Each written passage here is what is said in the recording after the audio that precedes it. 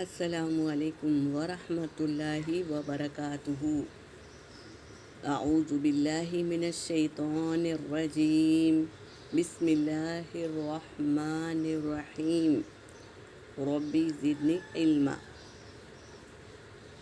آج ہم دعائے استفتاح یعنی نماز شروع کرنے کی دعا، ایک نماز شروع کرنے کی دعا جو ہم پڑھتے ہیں، سبحانک اللہم و بحمدک، یہ دوسری دعا ہے جو یہ بھی حدیث سے ثابت ہے، وہ بھی حدیث سے ثابت ہے۔ تو نبی کریم صلی اللہ علیہ وسلم کبھی یہ پڑھتے تھے اور کبھی وہ پڑھتے تھے، اس لیے ہم بھی یہ دعا کو یاد کریں گے اور اسے بھی پڑھیں گے۔ حدیث پاک کا مفہوم ہے، حضرت ابو ہریرہ رضی اللہ عنہ فرماتے ہیں، نبی کریم صلی اللہ علیہ وسلم سے حضرت ابو ہریرہ رضی اللہ عنہ فرماتے ہیں کہ یا رسول اللہ صلی اللہ علیہ وسلم، آپ تکبیر تحریمہ اور قرأت کے بیچ میں جب خاموش ہوتے ہیں تو کیا پڑھتے ہیں؟ تو آپ صلی اللہ علیہ وسلم نے ارشاد فرمایا کہ میں یہ پڑھتا ہوں۔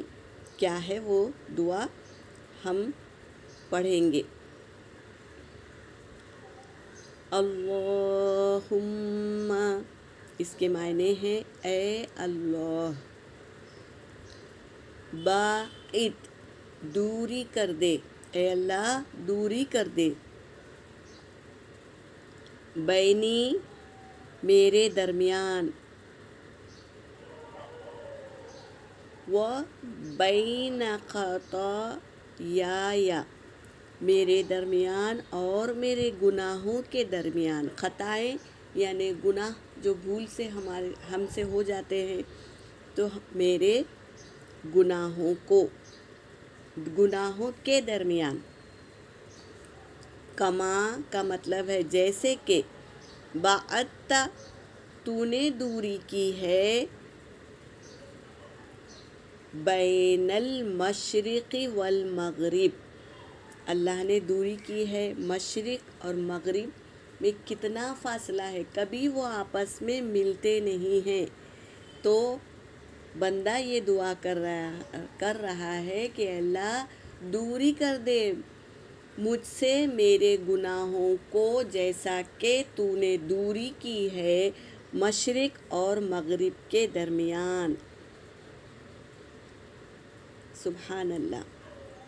اللہم، اے اللہ، نقینی، مجھے صاف کر دے، من الخطایا، گناہوں سے صاف کر دے، کما، جیسے کہ، ینقی، صاف کیا جاتا ہے، الثوب یعنی کپڑا، الثوب الابیض، سفید کپڑا جیسے صاف کیا جاتا ہے ویسے تو مجھے صاف کر دے، من الدنس یعنی میل کچل سے، گناہوں سے صاف کر دے، جیسا کہ سفید کپڑا صاف کیا جاتا ہے میل کچیل سے۔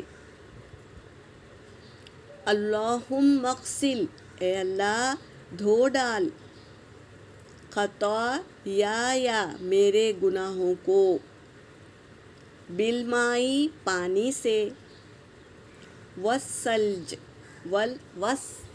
ثلج یعنی برف سے، والبرد، اور اولوں سے، صاف کر دے میرے گناہوں کو۔ کتنی اچھی دعا ہے، اسے یاد کریے اور نماز کے شروع میں یہ پڑھے، کبھی یہ کبھی وہ دعا،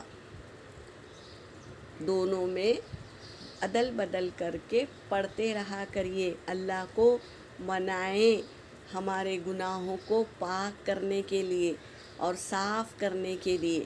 یہ دنیا ہی ایسی جگہ ہے جہاں گناہ دھل جاتے ہیں، تو ہم اللہ کو منائیں اور یہ دعا کو یاد کرے اور اللہ کو منا لے۔ یہاں پر میرا سبق ہو گیا۔ وآخر دعوانا ان الحمد للہ رب العالمین۔